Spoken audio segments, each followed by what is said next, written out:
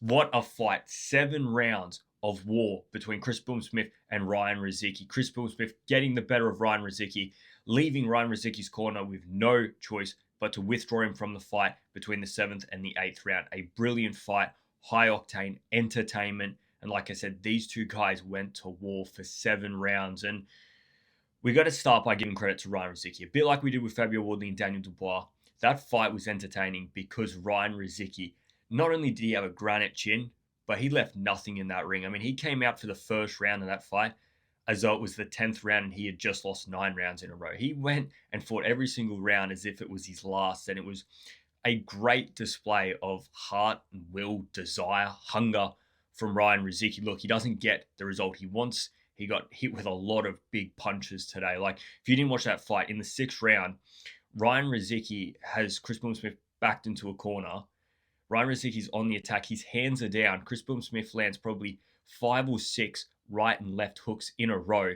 Ryan Rozicki looks like a cartoon character with his head swiveling back and forth as Chris Smith goes right, left, right, left, right, left, right, left. I don't know how the hell Ryan Rozicki was still standing. The fact that it took his corner to withdraw him from the fight shows you what an animal, what a beast Ryan Rozicki is. And like I said, he doesn't get the result, but you can guarantee if his corner didn't withdraw him, we would have seen Rozicki in the 8th, the 9th, and the 10th round, still fighting the same way. All guns blazing attack. But it was Chris Smith who got the result today. And we do need to talk about it because I thought it was a very measured and composed victory for Chris Smith today. It wasn't the typical Chris Smith that we're probably used to. Most of his fights, when you watch him, whether he's winning or whether he's losing, you can almost guarantee that half the fight he'll be on the front foot, half the fight he'll be on the back foot, and it sort of goes back and forth in the pocket. A lot of close encounter exchanges, whereas today he was almost reserved to fighting off the back foot. There wasn't many times in that fight where he was on the front foot. He was happy to sort of be on the back foot, back against the ropes quite a few times, and allow Ryan Rozicki to throw his punches, allow for openings. And it was Chris Smith that really jumped on those occasions, landing some good uppercuts, landing some good hooks in between punches from Ryan Rozicki, allowing Rozicki to gas himself out. I mean, it was 3 or 4 rounds into that fight, if not less, and Ryan Rozicki was already starting to tire and starting to slow, and that just allowed Chris Smith to land his punches more and more in the 5th, the 6th, and the 7th round when he really capitalizes. But early in the fight, it was in the 3rd round that, Ryan Rozicki's on the front foot. He's throwing punches to the body, to the head, pushing Chris Smith back. And Chris Smith just smartly steps back, left jab, right hook, straight through, right? And it wobbles Ryan Rozicki early in that fight. That was round 3. And you know what? Ryan Rozicki's probably lucky to have continued in that round because I would have thought Chris Smith would have capitalized a little bit more. But Rozicki, throughout that fight, showed a granite chin. I don't know what you have to hit this guy with. Maybe a sledgehammer. Because Chris Smith's one of the hardest hitters in the cruiserweight division. And Ryan Rozicki ate every single one of these punches. They're not glancing. They weren't, off the guard. These were clean hooks, clean uppercuts, nothing stopping them. All brute force from Chris Smith. And Ryan Rozicki just kept walking forward. Eye cut, face swollen, hurt multiple times, just kept walking forward.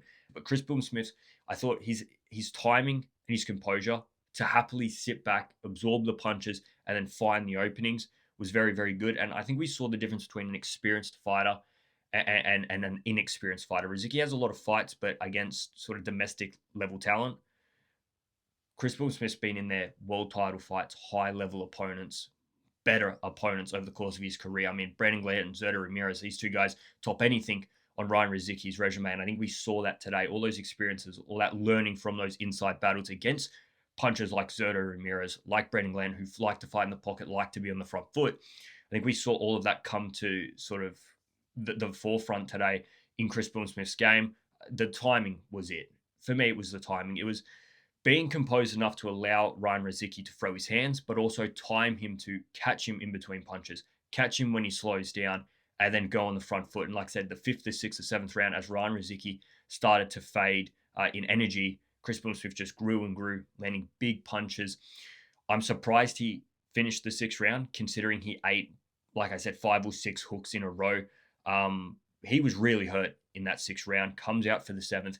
Chris Smith's just dynamite. He's landing big flush punches on Ryan Rozicki. Ryan Rozicki is fading and fading and fading, goes to his corner, and his corner take him out of the fight. And I believe both fighters have been sent to hospital following that fight. But All heart from Ryan Rozicki, but the experience, the composure, and the timing is what won it for Chris Billam-Smith today. He's a big hitter, but you know what? Even his big hits couldn't get Ryan Rozicki out of that fight. And I guess always the question is, what's next for Chris Billam-Smith? Which is, it's a unique question now because, you know, we used to look at these fights and say, all right, who's next? Who's highly ranked? What are we going to do? Now it's, all right, well, Chris Billam-Smith's only going to fight a Zuffa fighter. So there's basically only one name, that's Jai Optaia. One interesting thing about that is during the week, Aaron McKenna and Etanoza Olaha have been announced to be fighting for the Zuffa and apparently the IBF middleweight title in a couple of weeks.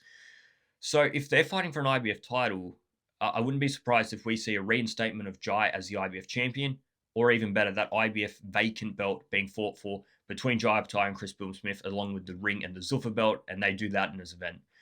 Realistically, I don't know who else they'll put Chris Billam-Smith in with. There's not really any other names because they're only fighting Zuffa rules. So Jai Optaia is the one name. There's no other opponent really for Jai apart from David Benavidez, and David Benavidez is going to take that fight with Noel McCallion unless by some miracle Noel McCallion vacates and then we see David Benavidez versus Jai or Noel McCallion versus Jai or still Chris Billam-Smith versus Jai. These are the sort of choices that we've got. A very entertaining card though today. I mean, Zuffa gets a lot of stick, but you know, a main card, everybody got stopped in all those fights. There wasn't one decision between any of those fights, all high octane, entertaining fights. So you got to give credit for that. The main event delivered. This is what Zuffa wanted. They said, we're going to have entertaining 50-50 fights and you're going to be, you know, enjoying watching the fights. And guess what? I sat here and I enjoyed every single one of them. Stephen McKenna, round one victory in about a minute and a half, drops him a few times, gets the victory. And Chev Clark, I mean, what a performance by him. Gets dropped by Massey early in that fight. Massey's using his height and his reach to really keep Chev Clark away from him. Chev Clark closes the distance and then finds the late finish. Drops him, puts on the pressure, finds the finish. And I think Chev Clark is now going to be looking at someone like Brendan Glenn or, you know, even Ryan Rozicki in his next fight. I know they're both losers and Chev Clark just won, but this is what happens in Zuffa. They're restricted unless they grow their roster more, sign more fighters. You're going to be picking from what's there. And I think Chev Clark versus Ryan Rozicki is a very good fight. Even Chev Clark against Brendan Glenn. I think the Rozicki fight's a lot better. We'll have to wait and see how Rozicki recovers. But no one's going to come out of this fight and say, we don't want to see Ryan Rozicki again. He lost it, but his stocks grew massively. People are going to say, this guy's entertainment. We want to watch this guy. He might lose, but he'll put on an absolute show. And Chris Billam-Smith, a very, very good victory. I thought it was a victory against somebody that was so aggressive, so physical. Chris Billam-Smith on the back foot. We saw a few different things from him today. Still gets hit way too much, but used his composure, used his experience, found those punches. I still don't believe he beat someone like Jai. I don't believe he beat someone like David Benavidez. There's just no footwork for Chris Billam-Smith. But you tune in for a Chris Billam-Smith fight because they're entertainment. All right? They are. They're very entertaining. He always brings a very good fight. We are going to talk about the Josh Padley fight on the podcast during the week. It was a split decision victory for Josh Padley. Apparently a very, very good fight. I haven't quite watched it. We'll cover the rest of the Zuffa fights during the week. We'll also talk about Josh Padley during the week. We'll talk about Andrew Maloney that fought last night during the week. And we'll also talk about Albert Ramirez. So make sure you are subscribed so you can catch that podcast. Monday, Tuesday, it normally drops. Sometimes Wednesday, sorry. If not, subscribe anyway. If you're not going to watch the podcast, subscribe, like this video. Don't watch the podcast. Like, subscribe. I'm out of here, guys. See ya.